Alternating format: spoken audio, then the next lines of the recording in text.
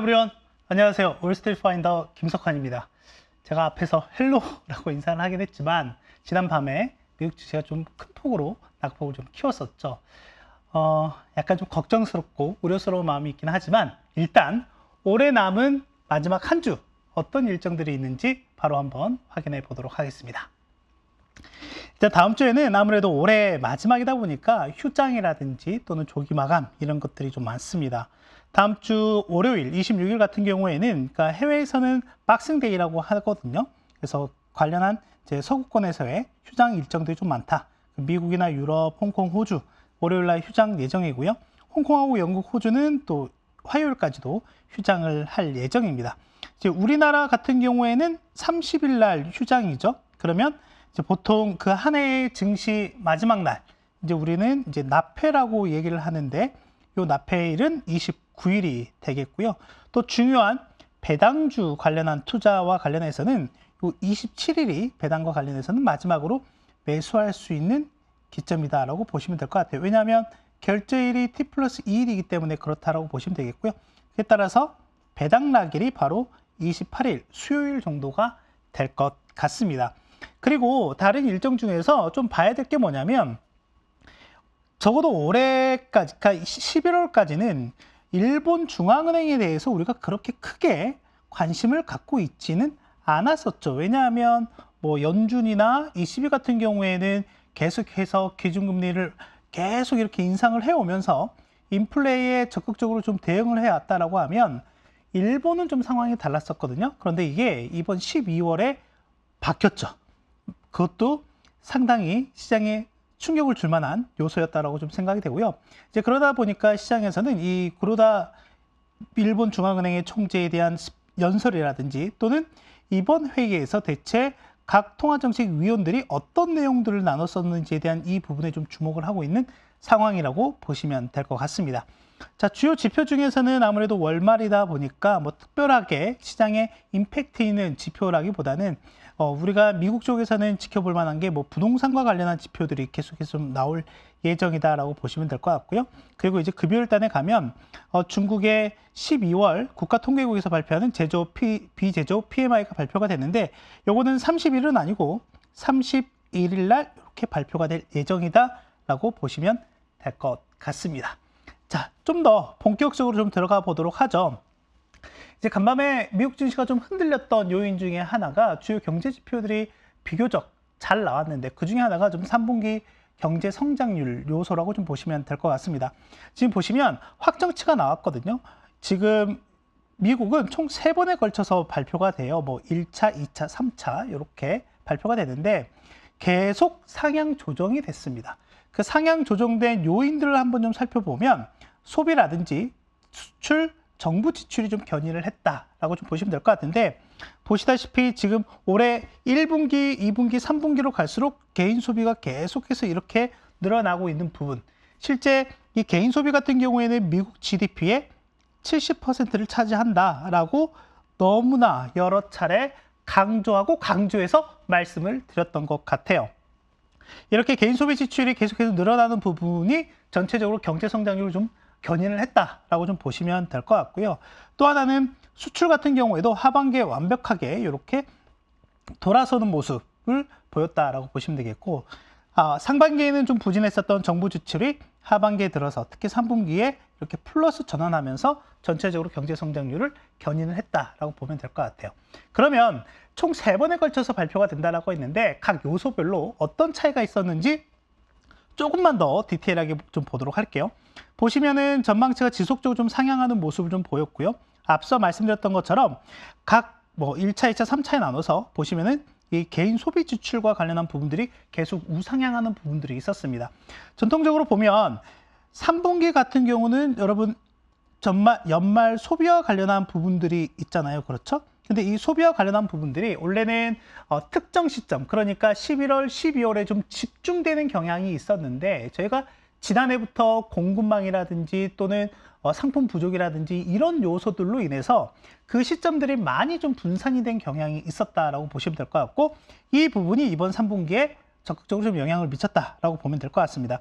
반면에 기업 투자 같은 경우는 계속해서 이렇게 감소하는 모습을 좀 보이고 있다. 여기에는 이 투자에는 실제 주택, 특히 부동산도 많이 들어가 있죠. 이게 들어가 있는데 특히 부동산과 관련한 투자가 정말 부진하게 나오더라라고 보시면 될 것 같습니다. 이번 주에도 발표가 됐던 여러 가지 주택 관련한 부동산과 관련한 지표들이 올해 내내 좀 부진한 모습들을 좀 보이고 있는 상황이죠.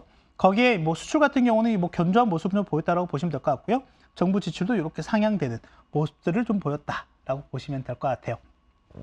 그리고 또 하나는 소비와 투자단에서 한번 좀 볼 필요가 있습니다. 왜냐하면 지금 투자 같은 경우에는 특히 기업이나 부동산과 관련한 이런 투자들 단에서는 계속 이렇게 감소하는 모습이 좀 나타나고 있는데, 이거는 어떻게 보면 경기가 앞으로 좀 둔화가 되고 침체가 직면했다라는 이런 우리가 하나의 시그널로 좀 받아들일 수도 있을 것 같거든요. 엊그제 발표한 마이크론, 미국의 반도체 대표적인 기업이죠. 마이크론 같은 경우에는 내년에 전체 인력의 10%를 감원을 하겠다라고 했고, 설비 투자에 대한 규모도 적극적으로 좀 조정을 하면서 비용 절감에 적극적으로 나서겠다라는 이런 내용들을 좀 발표하기도 했단 말이죠. 그런 측면에서 본다라고 하면 앞으로 이 투자와 관련한 부분들은 계속 하방 압력이 높아질 가능성이 있다라고 하는 거고, 실제 이 민간 재고 쪽의 변화가 매우 중요합니다. 왜냐하면 이 재고 규모가 증가하는 모습을 보여야만이 우리가 경기 선행 지표로 보는 미국의 ISM 제조 PMI 지표라든지 이 PMI라든지 이것과 상관성이 매우 높은 우리나라 수출도 이렇게 증가하는 모습을 보일 수 있기 때문에 그렇다라는 점을 다시 한번 좀 말씀드리도록 하고요. 자, 소비를 보시면 실제 작년에는 상품에 대한, 그러니까 임의 소비죠. 뭐 가전이라든지 또는 자동차라든지 이런 데 대한 부분들의 소비가 상당히 좀 컸다라고 하면 올해는 아니에요. 올해는 오히려 그 상품에 대한 소비가 감소하고 오히려 서비스에 대한 소비가 상당히 좀 증가하고 있다라고 보시면 될 것 같고, 이 부분은 계속 좀 말씀드렸던 것 같아요. 우리가 인플레를 견인하는 데 있어서 이 흐름이 작년에 상품에서 올해는 서비스로 전이가 될 가능성이 높다라고 말씀 좀 드렸었고, 이 서비스와 관련한 부분이 앞으로 우리가 좀 더 집중적으로 봐야 할 포인트 중에 하나다라고 보시면 될 것 같습니다. 3분기 GDP에 대해서는 좀 간략하게 리뷰를 좀 해보고, 그러면 4분기 현재 시점에서 뭐 어떠냐 간략하게 좀 말씀을 드리면, 이걸 좀 추정해서 볼 수 있는 게 우리가 애틀란타 연은에서 발표한 GDP 나우라고 하는 건데, 제가 방금 들어오기 전까지 보니까 현재 4분기 경제 성장률은 대략 2.7% 정도가 예상이 된다라고 보시면 될 것 같아요. 이제 오늘 밤에도 한 번 더 업데이트가 될 예정이기 때문에 좀 어떻게 나오는지 한번 지켜볼 필요가 있을 것 같다라고 말씀을 좀 드리고 싶고요. 이제 중요한 게 뭐냐면 좀 구분을 지어볼게. 제가 인플레이션의 좀 종류에 대해서 여러분들한테 좀 소개를 좀 해드리고 싶어서 그렇다 가져왔는데요. 인플레이션 크게 보면 코스트 푸시, 그러니까 비용이 올리는 인플레이션과, 그리고 또 하나는 수요 견인의 인플레이션, 디맨드 풀 인플레이션이 이 두 가지 종류가 있습니다. 근데 두 개 다 뭐냐면 결론적으로는 가격을 다 높이는 요인이긴 하는데, 그 요인이 어떤 걸로 인해서 발생하느냐에 따라서 좀 구분이 달라진다라고 보시면 될 것 같은데, 지금 봐야 될 부분은 뭐냐면 이건 것 같아요. 디맨드 풀과 관련한 부분인 것 같습니다. 앞서서 제가 이 서비스 단의 움직임을 잘 봐야 된다라고 좀 말씀을 드렸던 것 같은데, 이 서비스 단에서 특히 보면 여기에 대한 이 인플레 압력이 계속해서 높아지고 있는 요인을 실제 연준도 집중해서 좀 보고 있더라라고 하는 거죠. 그래서 이 부분을 좀 보실 필요가 있지 않을까 생각이 되고, 실제 이 비용 인상과 관련한 부분은 지금은 많이 좀 내려와 있는 것 같습니다. 가장 대표적이었던 이슈가 바로 저희가 봤던 게 공급망 병목 현상이라고 좀 보시면 될 것 같고, 이때만 하더라도 여러분들 보시면 해상 운임, 뭐 컨테이너 운임 지수라든지 뭐 건화물 운임 지수라든지 또는 전체적으로 이 공급망 이슈가 계속해서 커지면서 비용이 적극적으로 늘어나는 이런 부분들이 인플레이션을 상당히 좀 자극을 시켰고, 또 하나 여기에 따라서 약간 이 수요단도 상당히 강한 모습을 좀 보이면서 실제 작년부터 올 상반기까지 전체적인 인플레를 좀 견인을 했다라고 하면 올 중반 이후부터는 상당히 이 수요단으로 이렇게 좀 축이 좀 시프트했다, 이동했다라고 좀 보시면 될 것 같습니다. 그래서 앞으로는 이 비용단에 대한 부분보다는 이 수요단에 대한 인플레 요인들을 우리가 좀 잘 볼 필요가 있고, 그 중에서 중요한 거는 소비 중에 서비스 단의 움직임을 보자라고 말씀을 좀 드릴 수가 있을 것 같아요. 내년에 어렵다라는 내용들이 계속해서 나오고 있어요. 저도 이 월스프라를 통해서 여러분들에게도 여러 차례 좀 언급을 해드렸던 것 같고요. 그래서 최근에 블룸버그에서 실시한 서베이 결과를 좀 말씀을 좀 드리고 싶어서 가져왔는데, 지금 보시면 내년에 경기 침체 확률 얼마나 될 것 같아? 라고 이렇게 이코노미스트를 대상으로 서베이를 해본 결과를 보시면, 이게 지난 이제 매달 실시를 하거든요. 이제 6월 달부터 보면 최근까지 보면 70%까지 이렇게 올라와 있다라고 좀 보시면 될 것 같아요. 상당히 높게 올라와 있는 상황이죠. 그리고 내년에 인플레이션에 따라서 한번 물어보면 전체적으로는 인플레이션이 하방 압력이 커질 것으로 기대가 된다라고 보시면 될 것 같습니다. 그렇다면 인플레이션에 대한 이 하방 압력이 커지게 되면 우리는 이제 두 가지 정도를 생각을 해볼 수 있을 것 같아요. 어떤 거냐면, 첫 번째는 자, 연준의 입장에서 보면 야, 이제 금리 더 추가적으로 올리는 부분에 대한 필요성은 좀 낮아진다 라고 좀 보시면 될 것 같고, 자, 그렇다라고 하면 중요한 거는 그 제약적인 수준의 금리가 얼마만큼 오래 지속이 될 거냐에 대한 부분이에요. 그래서 일전에 그 파월 의장이 기자회견 당시에 어떤 얘기냐면 뭐 how fast, how far, how long 뭐 이런 얘기를 했었단 말이죠. 근데 지금 중요한 거는 이제 how long과 관련한 부분인 것 같아요. 어떤 부분이냐면, 앞서서 지금 3분기 경제 성장률 그리고 현재 4분기 경제 성장률의 추정치도 좀 말씀을 좀 드리긴 했지만, 여전히 좀 경제는 견고한 모습을 좀 보이고 있는 상황이고, 그리고 지금 보시는 것처럼 전반적으로 인플레에 대한 압력이 좀 낮아지고 있는 상황이다 보니까 더 추가적으로 금리 인상을 해야겠다는 필요성은 상당히 좀 낮아져 있다라고 보시면 되겠고, 그런 부분들이 실제 미국의 시중 국채 금리의 움직임에서도 좀 나타나고 있다라고 볼 수 있을 것 같아요.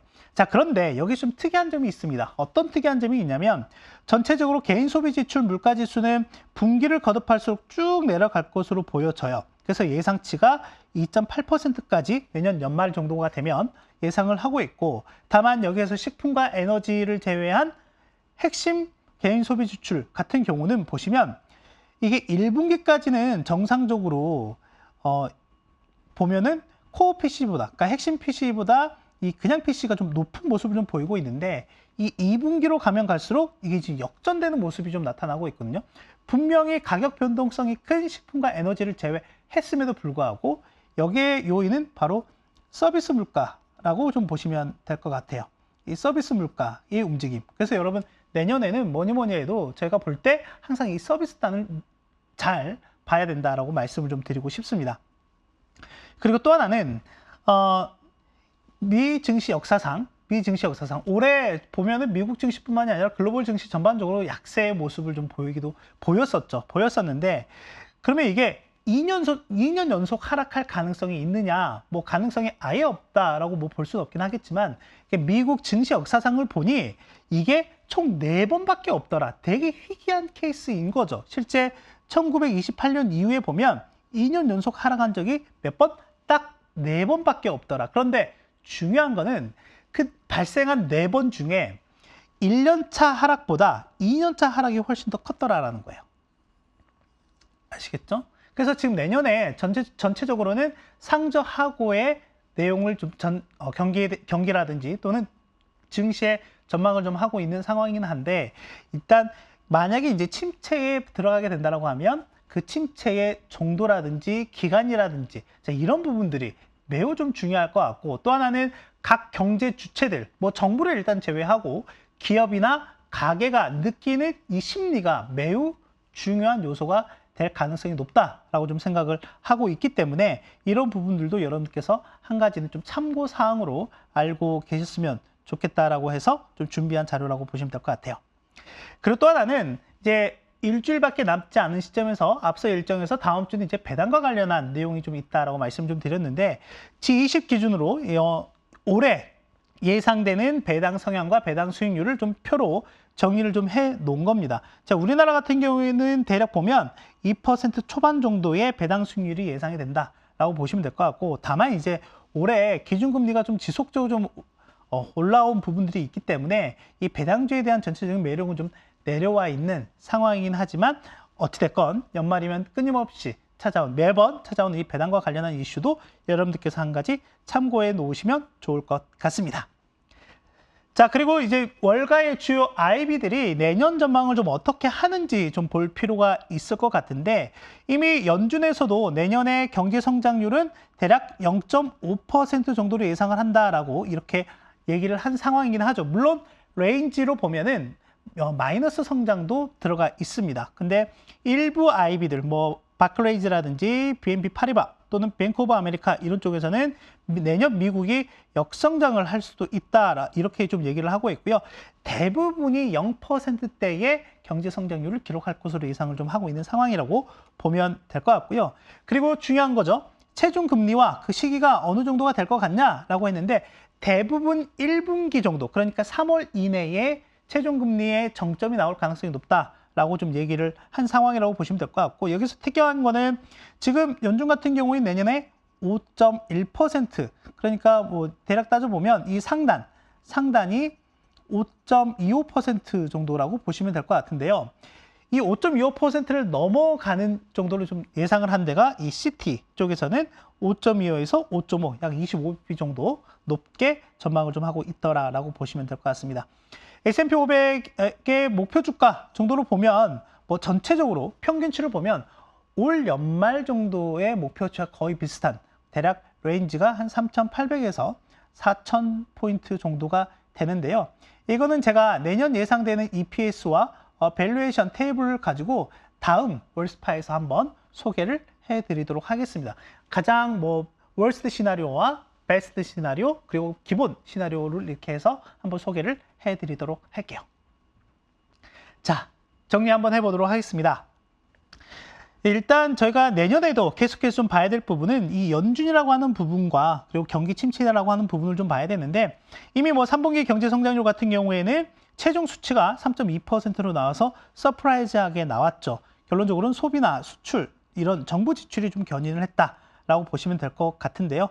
지금 4분기에 예상이 되는 거는 현재 대략 2.7% 정도가 예상이 된다라고 보시면 될 것 같고요. 아까 말씀드렸던 것처럼 연준의 추가적인 이 금리 인상에 대한 우려보다는 이게 얼마나 오래 유지가 되느냐가 중요할 것 같습니다. 왜냐하면 그에 따라서 경제 주체들이 느끼는 체감의 정도가 다르기 때문에 그렇다라고 보시면 되겠고요. 마지막으로 내년에 경기 침체 가능성 높아져 있는 상황이긴 하죠. 대부분 예상을 좀 하고 있는 게 상저하고를 예상을 좀 하고 있죠. 그렇다면 변수는 뭐냐라고 했을 때, 아까 말씀드렸던 것처럼 경기 침체의 깊이, 그러니까 지금 시장은 연착륙에 대해서 기대를 좀 하고 있지만 만약에 이게 경착륙이 되게 되면 상황은 좀 달라질 수도 있다라고 하는 거고, 이게 지금 시장은 단기간 정도로 예상을 하고 있지만 이게 만약에 장기 이렇게 넘어가 버리면 또 실제로는 시장에 미치는 영향이 좀 있다라고 보시면 될 것 같아요. 과거 평균으로 본다라고 하면 지금 시장은 6개월 이내 정도로 보고 있는 것 같고요. 이게 만약에 8개월에서 11개월 이상을 넘어가게 되면은 기간 기준으로 본다라고 하면 침체에서 느끼는 경제 주체들의 심리적 부담이 커질 수 있다라고 하는 거고요. 내년 저희가 볼 때 인플레이션에서 중요한 건 바로 이 서비스 소비다라고 보시면 되겠습니다. 자, 다음 주에는 이제 올 한 해를 마무리하는 주간입니다. 그리고 각국의 배당주와 관련한 부분들이 있는데요. 우리나라는 27일 날이 배당주와 관련한 매수를 해야 되는 시점이라고 보시면 될 것 같고, 그러다 보니까 이제 배당 락일이 28일이 되겠습니다. 배당 락일 같은 경우는요. 그래서 혹자들은 또 놀라세요. 28일 날 왜 이렇게 주가 빠지는 거야? 라고 하는데 배당 락을 감안한 주가라고 보시면 되겠습니다. 그리고 일본과 미국 해외 투자를 하시는 분들 같은 경우에는 28일까지 12월 결산법인 기준입니다. 28일까지 매수를 하시면 되겠습니다. 다음 주에 중요한 일정으로는 일본 중앙은행을 좀 보자. 구로다 총재의 연설이 월요일 날 예정이 되어 있고요. 12월 통화정책회의록이 화요일 날 공개가 될 예정입니다. 그리고 미국의 주택가격이 여러 차례 좀 발표가 되기 때문에 이런 부분들이 어떻게 움직이는지 봐야 될 필요가 있을 것 같고요. 중국의 국가통계국에서 발표하는 제조업, 비제조업, PMI는 요게 아까 말씀드렸죠? 31일 날 발표가 된다라고 보시면 되겠습니다. 자, 올 한 해 이제 일주일 남았는데요. 여러분들 이제 크리스마스도 앞두고 가까운 지인, 가족, 친구 연인분들과 즐거운 시간 보내시면 좋을 것 같고요. 저는 다음 주 한 주 쉬겠습니다. 그리고 1월 초에 새로운 모습으로 여러분들을 만나 뵙도록 하겠습니다. 감사합니다. 내년에 뵙겠습니다. 바이바이.